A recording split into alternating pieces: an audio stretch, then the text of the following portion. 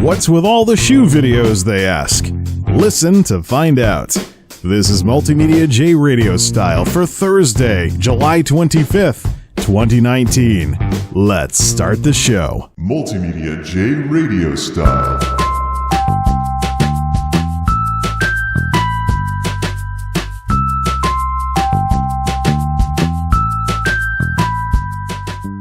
Well, folks, the tribe has spoken, so to speak, when it comes to the podcasts in the summer, despite the drop in quality due to recording these things with a 10-second noise filter or a noise sample to remove the sound of the air conditioner from the recordings. I keep forgetting that I didn't always have a Blue Yeti. Once upon a time, I actually podcasted with a cheap piece of junk $20 Radio Shack microphone, and I just modded up the sound afterwards to try and make it sound more like talk radio, but it wasn't an actual Blue Yeti type mic. So going back to, in the summertime or in the hotter months of the year, going back to sounding like the old $20 microphone, I guess to a lot of folks, isn't an issue so long as I talk about engaging stuff and I am able to filter out the sound of the buzz of the air conditioner in the background with the 10-second noise sample. So let's get on to our discussion today, and that is to answer people's questions about why on earth is the channel called MultimediaJay, and yet I'm doing videos about shoes. I think I owe you folks a bit of an explanation as to what's been going on. So shoes are one of those topics that I keep coming back to. With regards to one of the things that I do on this channel, which is make little Geek House updates and other videos about stuff that I buy and then see how it lasts over the years or how things wear down over time, because one of the things that you'll see on YouTube a lot of is people will do reviews of things when they first get them, so you'll find out, oh, when you first buy something, it's like this. But there really isn't anywhere near as much coverage, unless you go digging for it, of what it's like to actually own whatever it is that you buy. You get review channels, they review stuff, and then they send it back to the manufacturer. In some cases, the company actually sends them the product to review, they make their YouTube video, and then they send the product back. So they don't actually end up owning it and getting the full experience of what it's like to own something like that.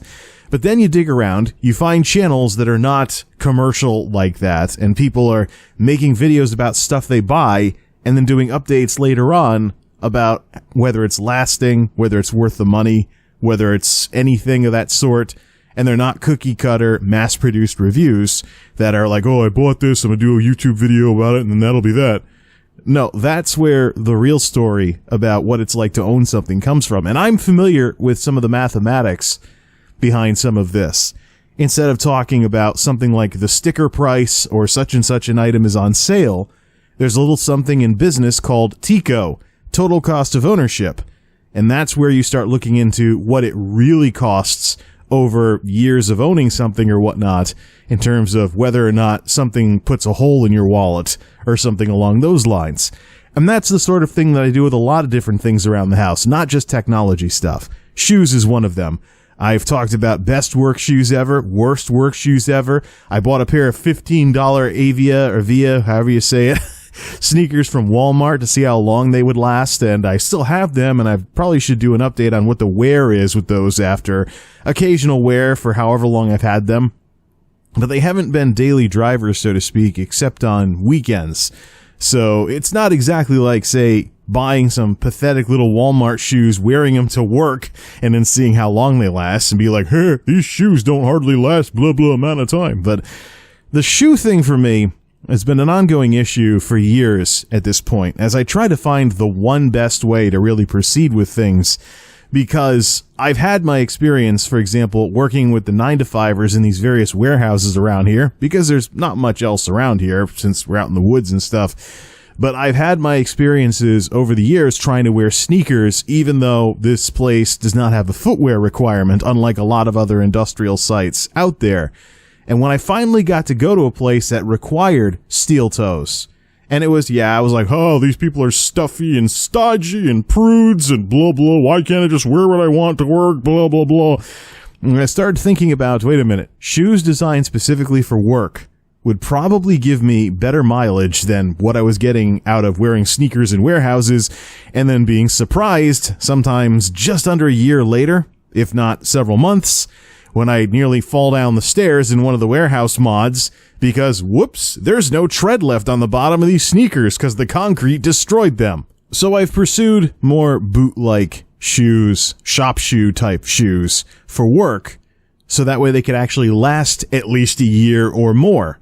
In the case of the Cat Ridgemonts that I'm moving away from, it was not uncommon for me to get 2 or 3 years out of a pair of Ridgemonts, especially, and this is probably one of the drivers behind why shoes are going in the direction that they're going in, where those shop shoes are very hard to find now.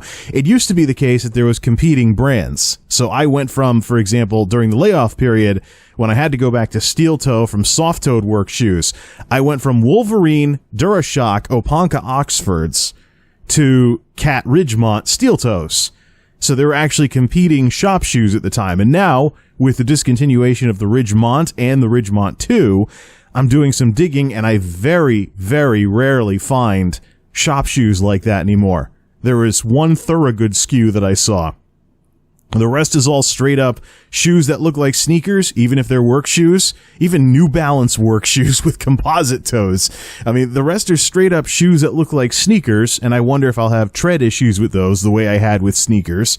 So yeah, it's a tougher sneaker, but that's not good enough for me. Or straight up boots, like I did with Bates boots and stuff. And then there's issues going down to even fine details, like as we saw with the Ridgemont 2.0s, the stitching on the leather creating a tight spot in the shoe. So I still have the Ridge 2s. I mean, I can't return them or anything, but I have to find something, I have to wear those in somehow, but I can't be wearing those to work because they'll start hurting after a couple hours, and they're soft toe. And the Bates boots completely supersede them. Composite toe, they fit great very early on, and much like something I would expect from a new piece of footwear work-wise, they were stiff because they're boots, and they had to be broken in, and they're feeling better every single night as I break them in.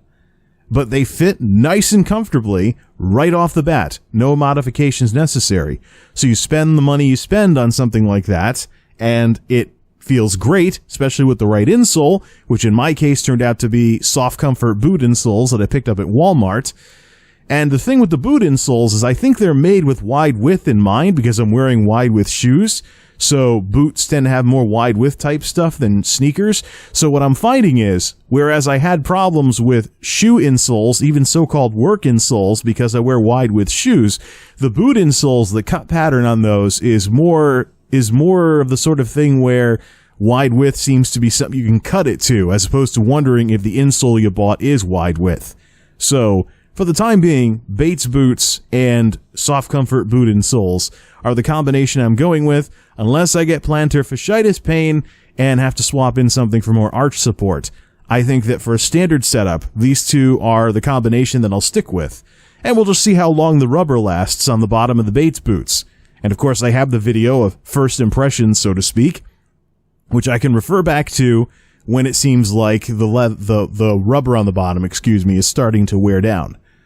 So hopefully this becomes the sort of thing where I wear just this to work, and I'm all set for years and years and years, just like I was with the Cat Ridgemonts. They start to get worn out, I'll just buy a new set of whatever takes their spot in the SKU catalog for Bates boots. Same with the insoles. I decided after experimenting with various insoles that I want one solid piece, because the ones with holes in them to be more breathable. Friction from your foot will eventually make small holes into big holes and give you blisters. So whatever the successor is to that, I mean, I've gone from Dr. Scholl's to Soft Comfort because Dr. Scholl started getting pricier and the construction changed, and I didn't want gel pieces sliding off, as has sometimes happened with Dr. Scholl's insoles, as far as when I've had them before and stuff like that. I mean, it's 5S. It's standards for things. It's knowing what you're doing. It's not breaking the bank, but getting something that suits your needs, and not incremental purchasing where you get something that 80% or whatever does what you want it to, and then finally buy what you wanted later and end up with something that doesn't do what you want, and now you got to figure out what to do with it. So in the case of the Ridgemont 2s, I'm going to wear them around the house. They'll probably take forever to wear out until they get worn enough to where maybe I can wear them to work. But I know full well that shop shoes like that have gone out of style. It's either straight up shoes or straight up boots nowadays, even if you have different materials like a composite toe and stuff like that. So it's these kinds of changes over the years and these kinds of issues that are the reason why I talk about shoes from time to time. It's a topic that comes and goes as I keep track of how long things last, and if folks want to help themselves to my ideas, even though I'm just a multimedia geek toying around with this stuff, they're more than welcome to. Matter of fact, there are also channels out there, like I believe the one of them that I've been watching, his name's The Boot Guy. Pretty succinctly named, so to speak. Pretty to the point name. Hey, it's The Boot Guy. I wonder what his channel's about. So, but there are channels that are literally nothing but folks talking about boots and caring for boots and insoles for boots and how long boots last and stuff like that. And the whole boots thing, of course, is because I've worked with a lot of retired military folks over the years who had to care for boots in their years in the service. And I've been curious about, their experiences. They've been curious about how I wound up where I'm at. And we've exchanged stories about life lessons. They have their war stories, and I have, putting up with goofballs in college, and it's not necessarily like it's in the movies if you didn't go to college. And the same thing too, serving in the military isn't like the way it's depicted on television or anything of that sort. I mean, there's always the other side to the story when it comes to life decisions like that. So, but I've just had, I get along with a lot of retired military folks really well because I'm big on things like discipline and knowing what the heck you're doing and standardizing procedures and things along those lines. One of the best managers I ever worked for, sadly, was somebody whose discipline I did not understand at the time, but he was a retired Army captain who was massive on standardizing procedures, to the point where some of the other managers that I was working with at the time would make fun of him when they went on business trips. They're like, yeah, the alarm goes off in his hotel room and he needs an SOP to hit the snooze button. And of course, my business education giving me a little bit of an anti-bureaucratic approach to things, I thought it was extra bureaucracy at the time. But as I've become familiar with places that know what they're doing and places that don't know what they're doing, a little discipline and standardization isn't so much a bad thing, because you're like, okay, here's how we want to get things done. We figured out everything, so there's nothing more to figure out. We just do this day after day after day and get good results. And when that stops happening, then we change things later, but we keep things disciplined. So we're not running around like maniacs trying to just get from the start of the day to the end of the day most days. Keep your head on straight even when things are going nuts. If we were working together now, it would be an extremely different experience from when we worked together many years ago, and I hadn't developed an appreciation for this kind of stuff yet. But nowadays, the tide has turned, and people say that I'm a little too obsessed with standardizing things and knowing what the heck you're doing and always having a good explanation for how to get things done. So, whoever has use for any of this discussion, if it can save them from having to make the same mistakes I did, like those years I spent blowing money more than I had to on new footwear for work because I was wearing sneakers in industrial environments. And surprise, surprise, the rubber on the bottom of the sneakers isn't built to handle stuff like work all day long, as opposed to growing up, school, mix of the classroom, sitting in class, going out to gym or something like that. Yeah, it's apples and oranges, obviously. And with some of the discussions I've had and some of the stuff I've read from folks that were in the military, I know why the military likes boots as opposed to really tough shoes. There's elements of your health and limiting range of motion, so that way it's harder to end up with something like a sprained ankle if you are walking around or dealing with uneven surfaces or something like that. So I can totally imagine that applying to if you're trying to step between pallets in industrial environments and stuff along those lines. But I think the direction that the footwear industry is going in is probably another good reason why I should talk about stuff like this. Because if you go to an old-fashioned shoe store, like there was one time I went to a Famous Footwear looking for solutions to this work shoe problem I recently had, and I looked around and it seemed like most of what was in the store was made to be fashionable rather than practical. It was all about the look. Even Cat Footwear has a part of their demographics who buy their shoes that are not actually buying them as work shoes, but they want to have some kind of industrial fashion or something to what they do. So they're wearing industrial-looking shoes in more casual settings. I'm sure they last a very long time when you're wearing work shoes for non-work-related stuff and you're not putting them through the mill, as the old saying goes. So that would actually be a nice thing because you'll pay a little more, but they'll last a very, very, very long time. Maybe that can be my little experiment with the Ridgemont 2.0s. If I can just get them to be a little bit smoother on the inside, even if I have to put in some new material or something to smooth out where the leather gets rough. I found, I peeled back some of the material to get at the rogue piece of leather that causes the discomfort, and I've snipped at it with cutting pliers. But I need a better tool to get in there at that angle into a space that's that small in order to get that out of there. But I'll figure something out at some point. I just got to get the right tool for the job. And then maybe I can wear those as casual shoes around the house or something like that and see how many years those last, because it's total overkill for anything outside of an industrial environment. That would be interesting to see how long those Ridgemont 2s last. But what I see again and again, like I've been saying, is it seems to be more of a fashion type thing. You go through a store and you'll see even so-called work shoes that might have the same problems as sneakers with regards to how much rubber's on the bottom. And then at the low end, when you wander through your average Walmart, that's where things get really comical. So here's how it goes. And this is something that I heard about on some of these boot channels that I've been subscribed to. I actually had to go see this for myself because I absolutely could not believe it until I saw it for myself. But here's how it goes. You go to Walmart. Walmart is known for things being inexpensive. I don't want to say cheap because cheap, of course, has negative connotations to it. And there are times every couple of years or so when Walmart tries to get away from its reputation as the cheap stuff store. So folks don't think, ugh, Walmart crap, it never lasts. It's always cheap. So it's sales and marketing, but so's retail and most of business, if not all of it. So you go to Walmart, known for low prices. You wander through a shoe section at Walmart and you see $10 shoes. Now, you see a $10 pair of shoes. What's the first question that goes through your mind? How on earth did they get the price that low? What corners did they cut to make it so cheap? There I go. Not supposed to say that word, but oh well. So you take a look at them, and you look at the material, and you're like, that material on the bottom, the stuff between your foot and whatever you're walking on, looks cheap. So then you feel the stuff, and your sense of touch sets off alarm bells in your brain, because you're like, this feels exactly like flip-flops. Like flip-flop rubber.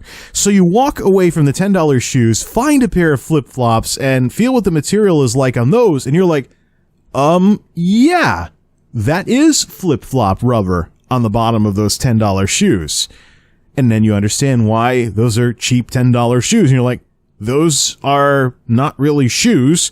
They're more like flip-flops with shoe uppers. So they look like shoes, but they have the same stuff on the bottom as a pair of flip-flops. And I can't imagine they last any decent length of time, obviously. And don't be walking over things like, say, broken glass or thorns or anything of that sort with that kind of rubber on the bottom of your shoes. It's not a good idea. Now, that in and of itself doesn't seem too wild and crazy. You go to a store that's known for its low prices and, well, things are cheap. And what do you know? You find something that's exactly that. And then you wander over to the work section. This is where it gets crazy, because you see a pair of steel-toed boots. Steel-toed work boots. Brahma, baby. $20-something. And you're like, no way. This isn't what I think it is. So you pick up the sample on the display. It's a steel toe. Yep, that's some metal in there. You just knock on it with your knuckles, and you're like, yep, that's a steel toe. That's a steel-toed boot. And then you look at the bottom, and you're like, that's off. And you feel the material flip-flop rubber. This is what I heard about in that video I watched on one of the boot channels, and I couldn't believe it existed until I saw it for myself. But there really are steel-toed so-called work boots out there that are so cheap. They have a steel toe on top and flip-flop rubber on the bottom. I'm tempted to buy a pair and then wear them to the beach. And then when people think I'm completely nuts, be like, oh yeah, I didn't mix these up with my flip-flops. Check out what's on the bottom of these steel toes. And we all crack up and we enjoy our day at the beach or something. But that's what's out there. That's the kind of wacky stuff that's out there. Steel-toed so-called work boots with flip-flop rubber on the bottom. Yeah, sure, they shaped it into a boot sole, so it's thicker than flip-flops, but it's flip-flop rubber. That just begs for me to be like, hey, let's buy one of those just for the heck of it and see how long it lasts. Keep the backup boots in the car for when they blow apart in the middle of a shift at work. But I have more respect for what I do for a living than that. I would have to find some other way of stress testing stuff like that. But that's the kind of stuff that's out there, folks. And even when you're not looking for extreme examples like the flip-flop steel toes, there's other weird things out there. Like, I actually saw Crocs that are designed to be work shoes. I kid you not. Some genius out there decided to slap a slip-resistant tread pattern onto a pair of Crocs and then fill in the back so it encloses your whole foot and call them work Crocs. But they're still Crocs. And there's some modder out there, actually, who's putting steel toes on Crocs. Oh, man. Maybe for April Fool's Day, but nah, I know better. But yes, there is such thing as Crocs that are supposed to be work shoes. And that's the thing. You can wear those as a joke or casual Friday or something. I don't know. Technically, because it does enclose the whole foot, I could get a pair of those things and wear them to work if I was nuts enough to do so. We don't have a safety toe requirement. I'm just going with composite toe because I don't like dropping stuff on my feet and having it, slam into my toes, stuff like that. But that's another discussion entirely. I very much believe that with what I've been through since learning about why work shoes are, work shoes, I think that the lack of a footwear requirement with the 9-to-5ers is to the place's detriment. And that, yeah, there are places out there that require safety shoes or work shoes, but then they give you some kind of annual allowance or something, some kind of annual voucher so you can buy stuff for the job at a discounted price. I think that's a good idea. At least in terms of getting the gears turning, so to speak, when people think about practicality as opposed to having some really nice sneakers and you show up to work in an industrial place where it's all dirty and gritty and dusty and yeah, they get stained, they get dust covered, they look like rubbish after a few weeks tops. And you're like, my shoes! No, how about you buy something that's actually work-ish, that can handle a work environment and leave the good shoes for when you're doing other stuff. Not a hard concept, or at least that's what I thought. But yeah, like I said, with the whole thing with the cat Ridgemonts, and before I just said, you know what, heck with it, I'm going with Bates boots. It seems like footwear for totally practical reasons, like plain black work shoes, so you just brush them down, put some polish on them or something if they get a little gritty or whatnot at work, or you keep some kind of coating on them so that they don't scuff as easily. It seems like that approach to footwear has gotten unpopular, or more likely situation, it's just not advertised as much. What do you see the commercials for when you see commercials for shoes? Shoes that look nice, feel nice, maybe they have a steel toe, but they look like sneakers, stuff along those lines. I don't watch a lot of TV, mostly break room, and that's before I leave the break room because usually what's on TV is drama rubbish. Even though I'm night shift, some of these reality shows at night are just people whining at each other. I'm like, I don't need this on my break.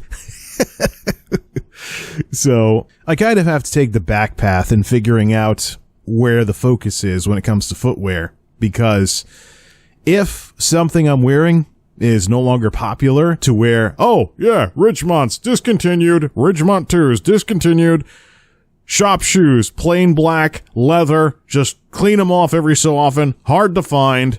That's my cue that the money's being spent on the other stuff. And I have to get a little bit more, I have to reevaluate what it is and get a little more practical with where I'm going. And that's how I became a boots person.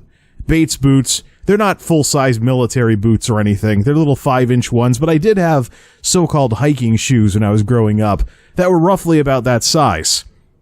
Basically, high top plus, if you want to call it that. Then again, what was the difference between the high tops I grew up with and entry-level boots? Maybe a couple inches or so in height?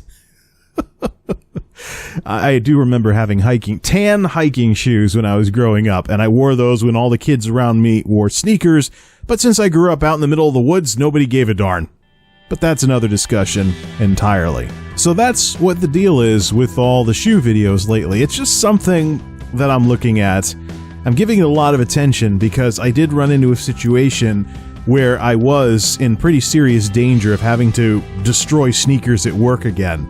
And I'm just glad I found a solution that works. Because sneakers in an industrial environment, if it's not something like, say, the rubber wearing out really quickly, it'll be things like not enough support, not enough impact resistance, going home with knee pain because all of that impact with the ground went straight up into my knees all night.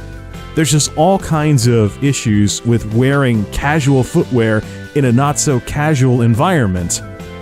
And I'm just glad that I finally got to the point where I realized, yes, work footwear exists for a reason. Nobody should put themselves through what I went through, those years I wasted buying new footwear way more than necessary because I was wearing sneakers in an industrial environment just because, well, there's no rule, so I can wear my sneakers. Woohoo!